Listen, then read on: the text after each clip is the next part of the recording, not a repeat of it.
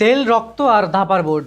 মধ্যপ্রাচ্যের আকাশ যখন hypersonic missile আর বারুদের গন্ধে নিঃশ্বাস নিতে ভুলে গেছে, ঠিক তখনই পর্দার আড়ালে বদলে যাচ্ছে পৃথিবীর ক্ষমতার মানচিত্র।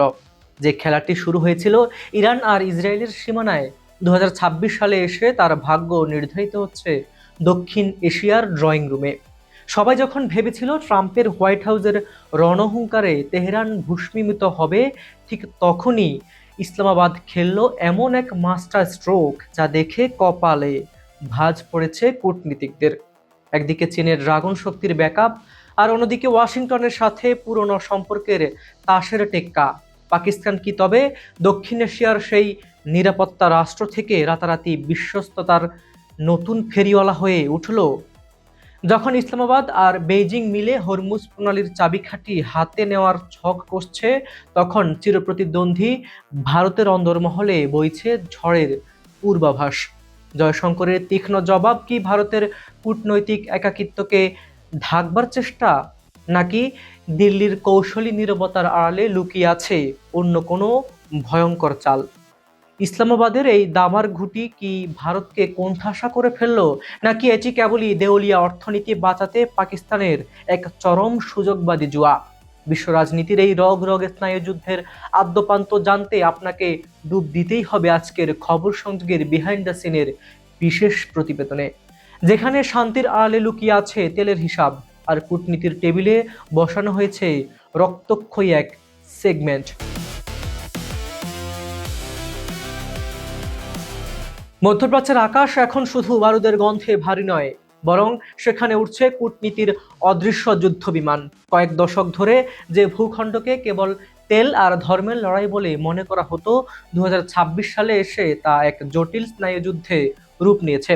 তবে এই নাটকের সবচেয়ে বড় টুইস্টই মধ্যপ্রাচ্যের মরুভূমিতে নয়, বরং দক্ষিণ এশিয়ার রাজনৈতিক করিডোরে, যেখানে চিরপ্রতিদ্বন্দ্বী ভারত ও পাকিস্তান একে অপরের দিকে তাকিয়ে ঘুঁটি সাজাচ্ছে।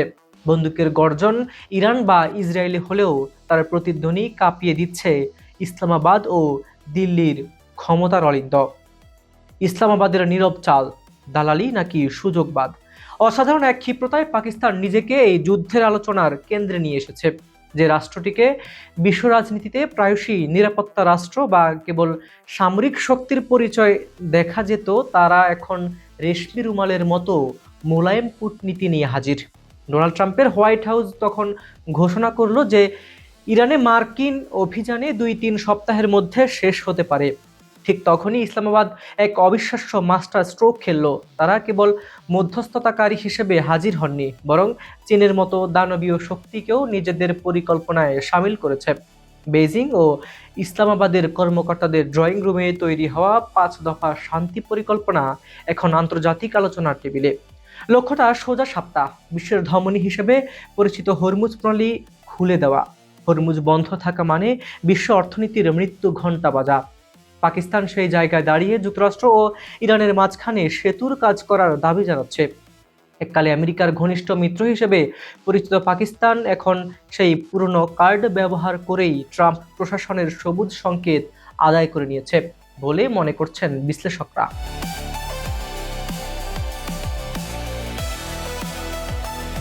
চীনের এই শান্তি প্রক্রিয়ায় যুক্ত হওয়াটা অনেকের কাছেই বিস্ময়কর। যারা সাধারণত আড়ালে থেকে ফায়দা লুটতে পছন্দ করে, তারা কেন এই রণাঙ্গনের মধ্যস্থতায়? উত্তরটা মানবিক নয়, বরং নিরেট গাণিতিক। চীন বিশ্বের বৃহত্তম অপরিশোধিত তেল আমদানিকারক।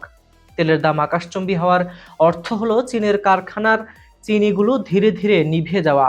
প্লাস্টিক থেকে স্মার্টফোন, সবকিছুর উৎপাদন খরচ যখন বেড়ে যায়, তখন বেইজিং বুঝতে পারে শুধু বোমা নয়, বাজারে স্থিতিশীলতা ফেরানোই এখন আসল যুদ্ধ। পাকিস্তানের পররাষ্ট্রমন্ত্রীর বেইজিং সফর তাই স্রেফ সৌজন্য ছিল না, তা ছিল এক বিশাল অর্থনৈতিক জোটের সূচনা।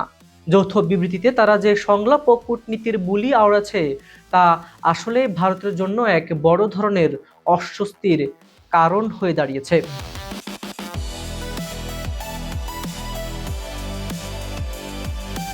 দক্ষিণ এশিয়ার কূটনীতিতে ভারত সবসময় বড় ভাইয়ের ভূমিকা পালন করতে অভ্যস্ত, কিন্তু এবার দেখা যাচ্ছে মঞ্চে আলো সব পড়ছে পাকিস্তানের ওপর, আর দিল্লি দাঁড়িয়ে আছে দুর্বীক্ষণ যন্ত্র হাতে। ভারতের প্রধান বিরোধী দল কংগ্রেসের আক্রমণাত্মক সুর সেই অস্তিত্বকেই উস্কে দিয়েছে। তাদের প্রশ্ন, মধ্যপ্রাচ্যের সঙ্গে ভারতের এত গভীর সম্পর্ক থাকা সত্ত্বেও কেন গুরুত্বপূর্ণ মুহূর্তে দিল্লি এখনো নীরব? ভারতের পররাষ্ট্রমন্ত্রী এস জয়শঙ্কর যদিও বিষয়টিকে দালালি বলে উড়িয়ে দিয়েছেন এবং সাফ জানিয়ে দিয়েছেন, ভারত কোনো দেশের দ্বারে দ্বারে গিয়ে মধ্যস্থতার ভিক্ষা করে না, কিন্তু ঘরের ভেতর শুরু হওয়া আত্মসমীক্ষা থামানো যাচ্ছে না। বিশ্লেষক ব্রহ্ম চালানি তো বলেই দিয়েছেন, গল্প বলার লড়াইয়ে পাকিস্তান অনেক সময় ভারতকে ছাড়িয়ে যায়। শিবনাদার বিশ্ববিদ্যালয়ের হাফিমন জ্যাকর একে দেখছেন এক গভীর মনস্তাত্ত্বিক সংকট হিসেবে। একটি ভাই যখন বাইরের লোকের সামনে বাহবা পায়, তখন অন্য ভাইয়ের অস্বস্তি তখন চরমে ওঠে। আদর্শ বনাম বাস্তবতা, ভারতের অবস্থান কি? তবে বাস্তববাদী কূটনীতিবিদরা অন্য কথা বলছেন। অজয় বিসারিয়ার মতো অভিজ্ঞ কূটনীতিকরা মনে করেন, ভারত কোনো দাবার গুটি নয় যাকে ওয়াশিংটন যখন খুশি ব্যবহার করবে। পাকিস্তান তার সংকটাপন্ন অর্থনীতি বাঁচাতে যে ধরনের ঝুঁকিপূর্ণ মধ্যস্থতায় নেমেছে, ভারতের মতো উদীয়মান বিশ্বশক্তির জন্য তা মানানসই নয়। কিন্তু সমালোচনা থামছে না।